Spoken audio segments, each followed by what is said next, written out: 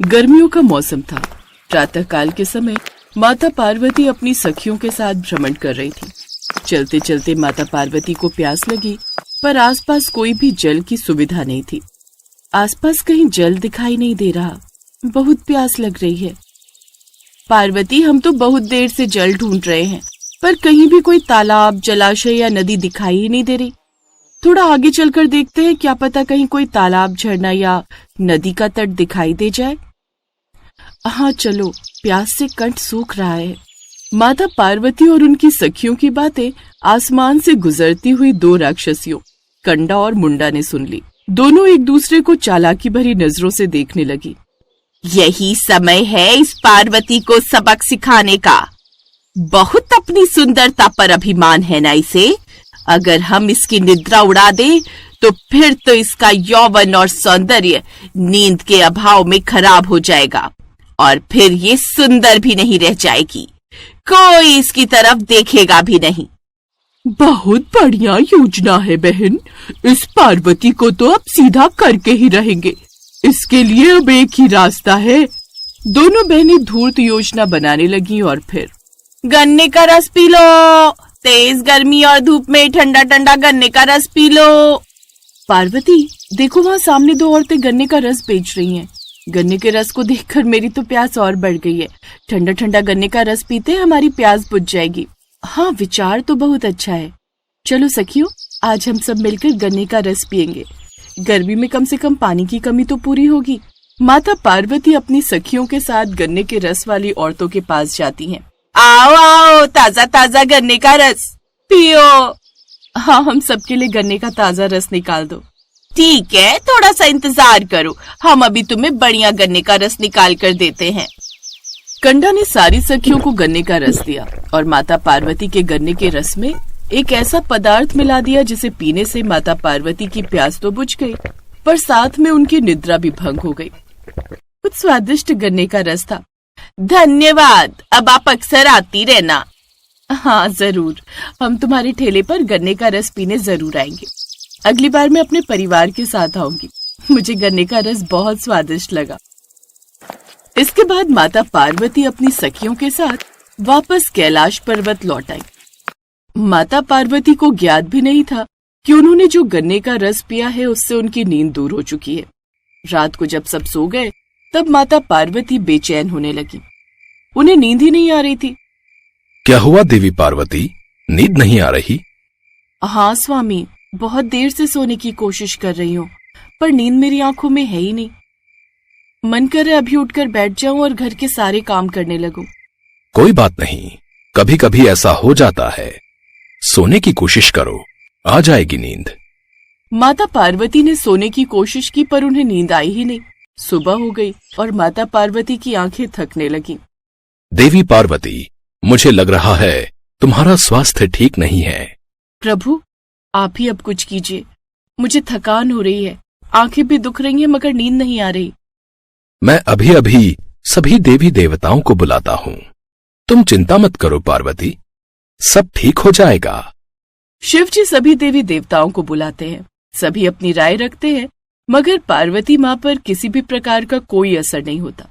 तभी सरस्वती माता कहती हैं, भगवान शिव सबसे सुकूनमय और निद्रा में जो लीन कर दे वो है संगीत। जैसे एक छोटे बच्चे को माँ लोरी सुनाती है और वो एक मीठी नींद लेकर सो जाता है, वैसे ही आप माँ पार्वती को लोरी सुनाकर सुला सकते हैं। शायद इन्हें अच्छी नींद आ जाए। माँ सरस्वती सही कह रही हैं प्रभु, मुझे लोरी सुना दीजिए। मेरा सर बहुत दर्द हो रहा है। ठीक है पार्वती, मैं तुम्हें लोरी सुना। शिव जी माँ पार्वती को मीठी मीठी लोरी सुनाते हैं और मानो चमत्कार हो गया और पार्वती माता को नींद आ गई। अरे, पार्वती तो सो गईं। चलो अच्छा है देवी सरस्वती, आपकी मदद से आज मेरी लोरी सुनकर पार्वती को नींद आ गई। प्रभु, मुझे भी यही महसूस हो रहा है कि अब अगले कुछ दिन तक आप देवी पार्वती को लोरी सुनाइए। उन्हें सुकून और शांति मिलेगी। मगर अब तो रोज यही होता। बिना शिव जी की लोरी सुने माँ पार्वती को नींद ही नहीं आ रही थी। शिव जी भी परेशान हो गए। आखिर कभी उन्हें कहीं जाना पड़ा तो पीछे से उन्हें नींद कैसे आएगी। बिना उनकी लोरी सुने माँ पार्वती को नींद आती ही नहीं थी।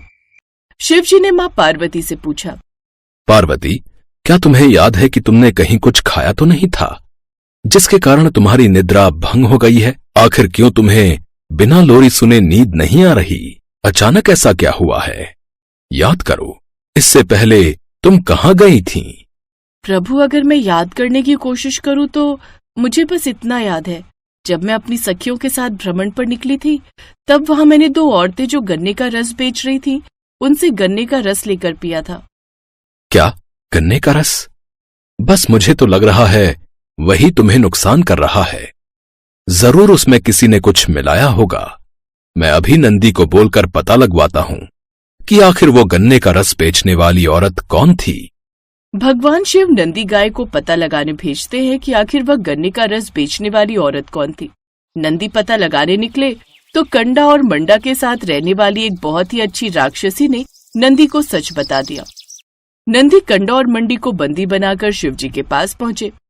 जब शिवजी को सारी सच्चाई पता चली तो वह क्रोध में आ गए।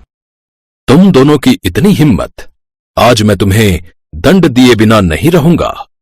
प्रभु, हमें माफ कर दीजिए, हमसे बहुत बड़ी गलती हो गई। हमें माँ पार्वती की सुंदरता से जलन हो रही थी और इसी कारण हमने उनके गन्ने के रस में ऐसा पदार्थ मिलाया जिससे उन्हें नींद ना आए। प्रभु, हमें माफ कर दीजिए, हम आगे से कभी ऐसा नहीं करेंगे।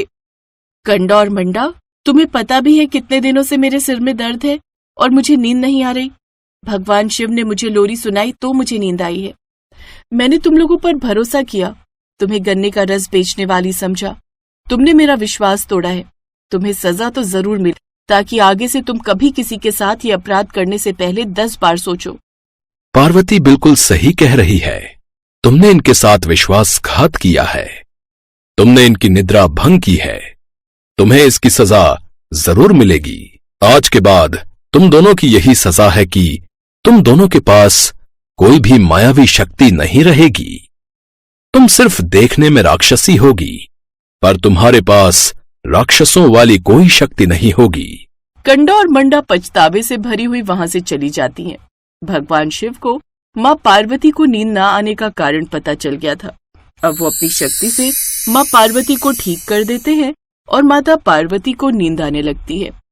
अब तुम आराम से नींद ले सकती हो पार्वती। हाँ, नींद तो मुझे आ रही है प्रभु, पर जब आप लोरी सुनाते हो ना तो बहुत मीठी नींद आती है। शायद मुझे आपकी लोरी सुनने की आदत हो गई है। इसके बाद शिव जी माँ पार्वती को लोरी सुनाने लगे और माता पार्वती ने बहुत दिनों की थकान दूर की। उस दिन के बाद माता पार्वती बिल्कुल ठीक हो गई।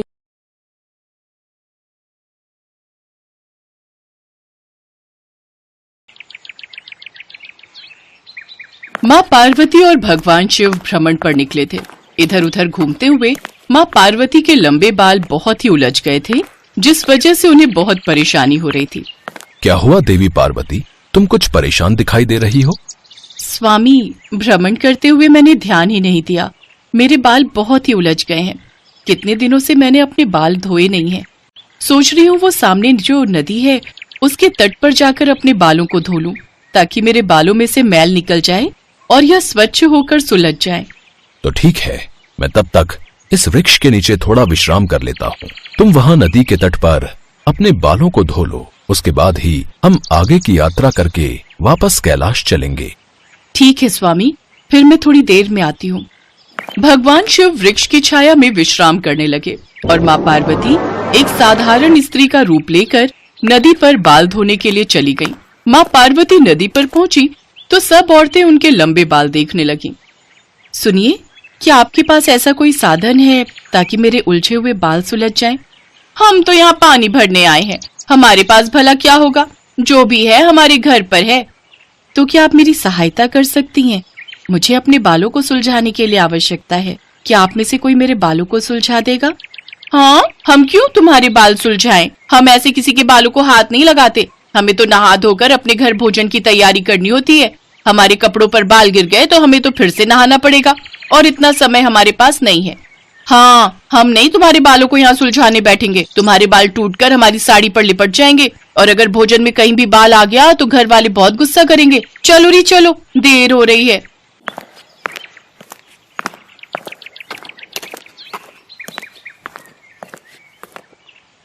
बहन, तुम्हारे बाल लंबे हैं, इन बालों पर कंघा फेरना पड़ेगा। थोड़ा तेल लगाना होगा ताकि बाल मुलायम हो जाएं, फिर ये बाल आसानी से सुलझ जाएंगे। अच्छा, क्या तुम मेरे बालों को सुलझाने में मदद कर सकती हो? मेरे पास ऐसा कोई साधन नहीं है जिससे मैं अपने ये बाल सुलझा सकूं। इसके घर में एक वक्त की रोटी बनाने का तो तेल होता नहीं है, तुम्हारे बालों में लगाने के लिए तेल कहाँ से लाएगी? शांति बहुत गरीब है, ये एक छोटी सी झोपड़ी में रहती है। बहन, आप इन सब की बातों पर ध्यान मत दो। मुझ गरीब को तो रोजाना ऐसे मजाक सहने की आदत हो गई है। बहन, मैं घर से तेल और कंघा लेकर आती हूँ। शांति कुछ ही देर में तेल और कंघा लेकर माँ पार्वती के पास वापस लौटी। उसने माँ पार्वती के बालों में थोड़ा तेल लगाया, जिससे बाल मुलायम हो गए। शांति बहुत प्रेम से माँ पार्वती के बालों को सुलझा रही थी। धीरे धीरे बाल सुलझने लगे। जैसे जैसे शांति बालों को सुलझाती तो थोड़े बाल उसकी झोली में भी गिरते। शांति हैरान रह गई। जो बाल उसकी झोली में गिर रहे थे वे सोने के होते जा रहे थे। माँ पार्वती मंद मंद मुस्कुरा रही थी। शांति इस चमत्कार को समझ नहीं पा रही थी। माँ पार्वती के बाल पूरी तरह से सुलझ गए, घने लंबे सुंदर बाल। पर वो बाल सोने के क्यों बन गए, इसका भेद शांति को जानना था। अचानक कंघा फेरते हुए शांति को माँ पार्वती के सिर में पूरा ब्रह्मांड दिखाई देता है और माँ पार्वती अपने साक्षात रूप में आ जाती हैं। माँ पार्वती, आप और एक साधारण स्त्री के वेश में? हाँ बेटी, मैं तुम्हारी अपनी माँ पार्वती। तुमने मेरे बालों को कितना अच्छे से सुलझा दिया। तुम बहुत दयालु हो और सबकी मदद करने वाली हो, इसलिए मैं तुम पर बहुत प्रसन्न हूँ। बेटी, जो भी मनुष्य सदैव दूसरों की मदद करते हैं उन पर मैं प्रसन्न होती हूँ और अपनी कृपा करती हूँ। मेरे ये बाल अब सोने में बदल चुके हैं। अब तुम इस सोने को बेचकर अपने जीवन को सुखमय बनाओ। मेरे आशीर्वाद से तुम्हारे घर अब धन संपत्ति का कभी अभाव नहीं होगा। सदा खुश रहो। हे देवी मैया, आपकी सदा ही जय हो। जय माँ पार्वती, जय माँ पार्वती। इसके पश्चात माँ पार्वती वहाँ से अंतर्ध्यान होकर भगवान शिव के पास वापस लौट आती हैं। अपने उदार स्वभाव के कारण शांति की किस्मत पलट गई और माँ पार्वती के आशीर्वाद से उसका जीवन सुख समृद्धि से भर गया। ये कहानी हमें सिखाती है कि हमें सदैव दूसरों की सहायता करनी चाहिए, जिससे हमेशा भगवान हमसे प्रसन्न रहते हैं और उनका आशीर्वाद भी हमारे ऊपर बना रहता है।